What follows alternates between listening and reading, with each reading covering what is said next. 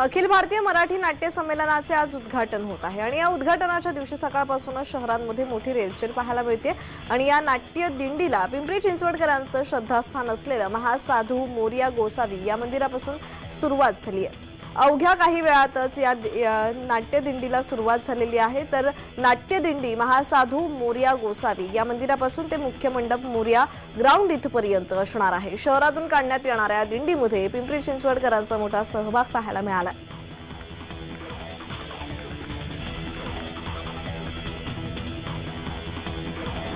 मुख्यमंत्री एकनाथ शिंदे यांनी कुलाबा येथील INS शिखरा येथे येऊन संपूर्ण स्वच्छता मोहिमेत सहभाग नोंदवलाय। यावेळी त्यांनी स्वच्छता कर्मचाऱ्यांशी संवाद साधून त्यांची विचारपूस केली। तसेच कुलाबा येथील रस्ते तसेच भिंती पाण्याने धुवून स्वच्छता करण्याचे निर्देश मनपा अधिकाऱ्यांना दिलेत। तसेच इथे उपस्थित असलेल्या शालेय विद्यार्थ्यांशी संवाद साधून स्वच्छतेचे महत्त्व पटवून दिल्याबद्दल त्यांचे कौतुक सुद्धा केलेले आहे।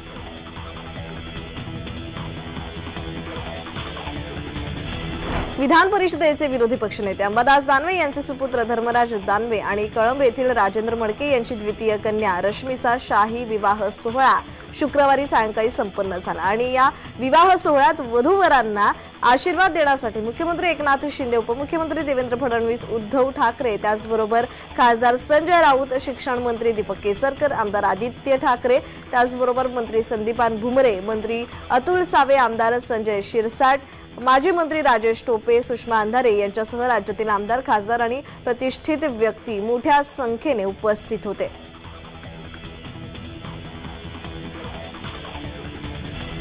पाटण तालुक्यातील डाकेवाडी येथील डॉक्टर संदीप डाकवे यांनी टिपक्यातील मराठी पत्रकारितेचे जनक आचार्य बाळशास्त्री जांभेकर यांचे चित्र साकारत त्यांना पत्रकारितेने अभिवादन केलं। यापूर्वी स्क्रिबलिंग, वृत्तवाहिनी आणि वृत्तमानपत्रांची नावे शब्द लेखणीद्वारे, पोस्टर, रांगोळी इत्यादी माध्यमातून दर्पणकरांची सुंदर चित्रे रेखाटून त्यांना आदरांजली वाहिली आहे।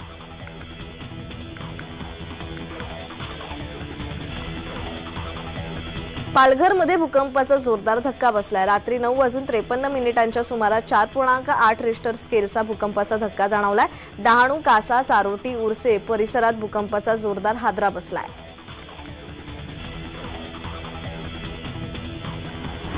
मुंबईत विविध अभियांत्रिकी आणि देखभालीची कामे करण्याकरिता मध्य रेल्वेकडून मुख्य मार्ग, हार्बर मार्गावर रविवारी मेगा ब्लॉक घेण्यात येणार आहे। तर शनिवारी पश्चिम रेल्वेवर रात्रकालीन ब्लॉक असेल।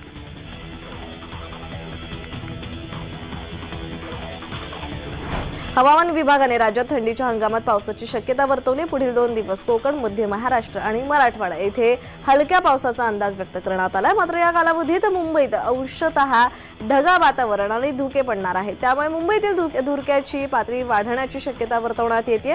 मुंबई, ठाणे, पालघर या जिल्ह्यांमध्ये पावसाची शक्यता नाही आहे।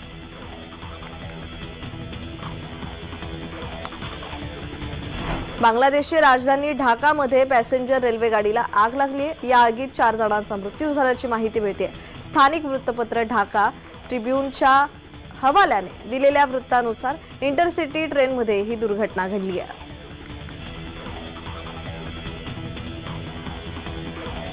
मांढरदेव येथील काळेश्वरी देवीच्या मंदिराकडे जाणाऱ्या मुख्य रस्त्याचं काँक्रिटीकरणाचं काम युद्धपातळीवर सुरू आहे। मात्र यातून मार्ग काढताना भाविकांना ये-जा करण्यासाठी त्रास होतोय। त्यामुळे होणारी गैरसोय टाळण्यासाठी रविवारी 7 जानेवारीपासून ते गुरुवार 11 जानेवारीपर्यंत देवीचं मंदिर दर्शनासाठी बंद ठेवण्याचा निर्णय देवस्थान संस्थानाने घेतलाय।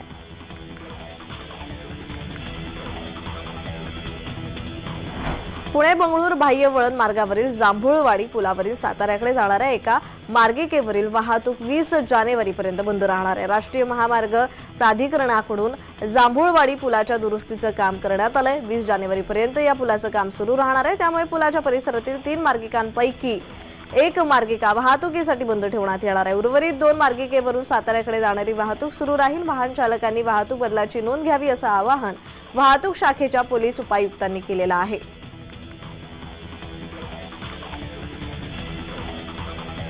राज्यात हळूहळू थंडीचा जोर वाढताना दिसतोय। ठाण्यात 2 दिवसांपासून वातावरणात गारवा निर्माण झाल्याने नागरिकांमध्ये आनंदाचं वातावरण आहे। सकाळी फेरफटका मारणाऱ्या नागरिकांनी गुलाबी थंडीचा मनमुराद आनंद लुटलाय। सर्वत्र धुक्याची चादर पसरली होती। नव्या वर्षात पदार्पण केल्यानंतर जानेवारीच्या पहिल्या आठवड्यात वातावरणात गारवा निर्माण झाल्यामुळे नागरिक आनंदी आहेत।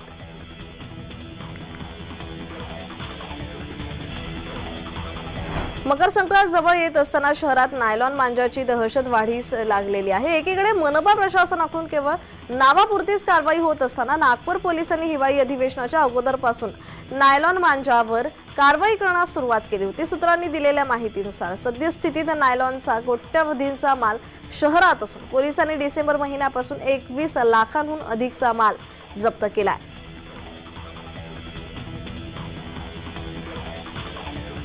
राज्यामध्ये सातत्याने कोरोना रुग्णांच्या संख्येत वाढ होताना दिसते। शुक्रवारी 146 नवीन रुग्ण आढळले तर राज्यातील सक्रिय रुग्णांची संख्या 931 वर जाऊन पोहोचली आहे। त्याचबरोबर राज्यात शुक्रवारी 129 रुग्ण कोरोनातून बरे झालेत। राज्यातील रुग्ण बरे होण्याचं प्रमाण 98.17% इतकं आहे।